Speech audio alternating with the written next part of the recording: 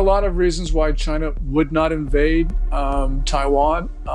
But on the other hand, the Chinese political system right now, I think, is in distress, which means it can implement decisions that would take us by surprise. President Biden made yet another gaffe that the White House staff had to scramble to clean up.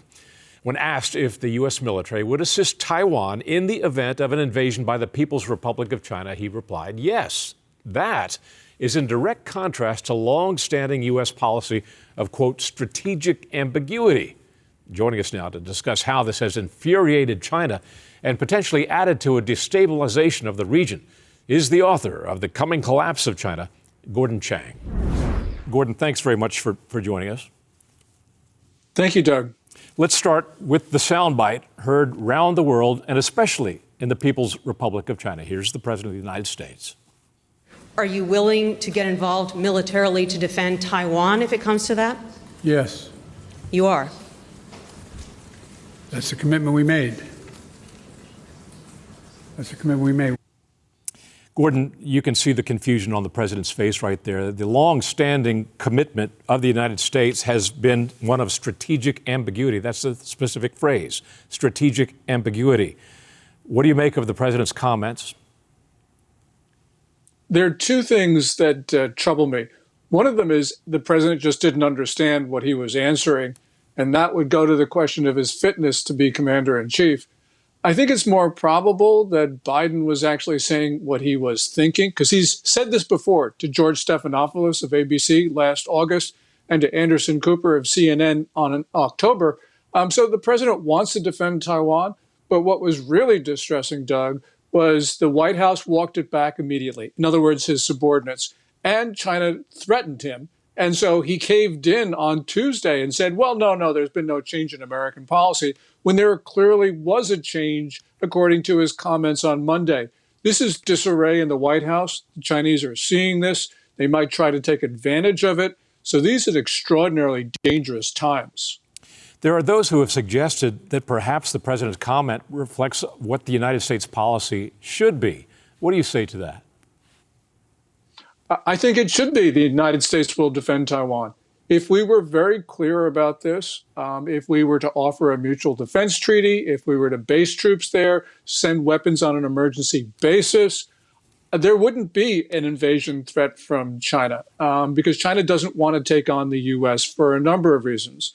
But unfortunately, we do have this policy of strategic ambiguity. And yes, strategic ambiguity worked for a long time, but that was a benign period. And we are no longer in a benign period, Doug. So we've got to change our policies to deter a militarily aggressive China.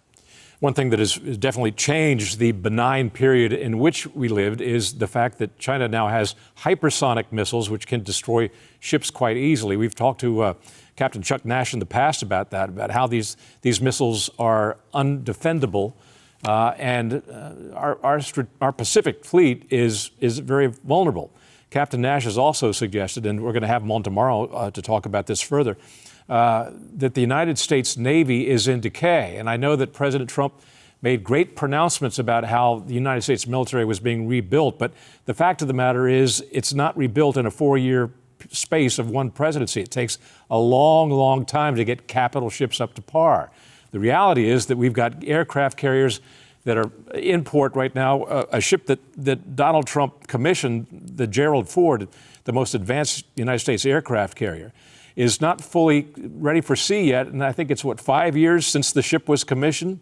We've got the George Washington in port. There have been 10 suicides in the past 10 months on that ship. Sailors are so frustrated with the state of living on that ship.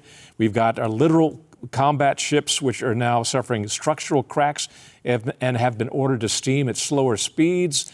We've got desertions that are twice what they were just a year ago in the United States Navy. This is not a pretty picture.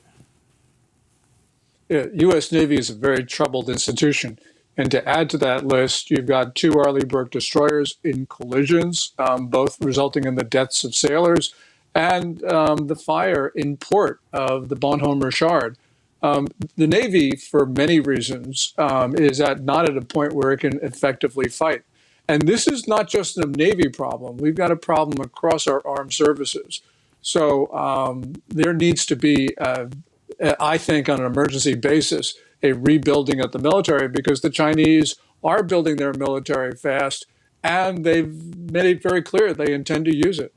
At the same time, the counter argument is that does China really want to launch an invasion of Taiwan? We've seen what's happened to Russia with their attempted invasion of Ukraine. That battle is at a stalemate, and it demonstrates the value of a smaller military and asymmetrical warfare. It's not a sea invasion is not an easy thing to mount, as we learned from D-Day and the Germans' rejection of a similar D-Day of England. What do you say to that? Well, Doug, there are a lot of reasons why China would not invade Taiwan. But on the other hand, the Chinese political system right now, I think, is in distress, which means it can implement decisions that would take us by surprise. So I don't think that we at this point have the luxury of saying, well, we can get by with a smaller military. We need to make sure that we can deter the Chinas and the Russias of the world. We failed to deter Russia and Ukraine, even though we have a far superior military in Europe and we're much stronger countries than Russia. Nonetheless, we had just a foreign policy debacle. And I'm afraid that we could have the same thing in Taiwan. Mm-hmm. That would mean war at both ends of the Eurasian landmass at the same time. And China's and Russia's proxies like North Korea, Pakistan, Iran, Algeria could take on other countries, and we could be a world aflame. Yeah, you just mentioned that the People's Republic of China is in distress right now. I make the analogy of when an animal is in distress is when it's most likely to attack. What is the nature of the People's Republic of China's distress? What is the nature of it? Is it COVID related? Well, it's certainly COVID related. They have no defense against this disease except for isolation. And that means they've locked down a major portion of the eastern part of their country, which is really their factory floor and the heart of their economy. But it goes well beyond that, Doug. They've got a debt crisis because they've accumulated too many obligations over the course of decades. They have an economy right now which is contracting, worsening food shortages, deteriorating environment. And on top of all that, they are at the edge of the steepest demographic decline in history in the absence of war or disease. China probably will lose about half its population in 45 years, 2/3 of its population by the turn of the century. We've never witnessed this before in history. Gordon Chang, always appreciate talking to you and your expertise and your perspective on all these things. Thank you very much. Thank you, Doug.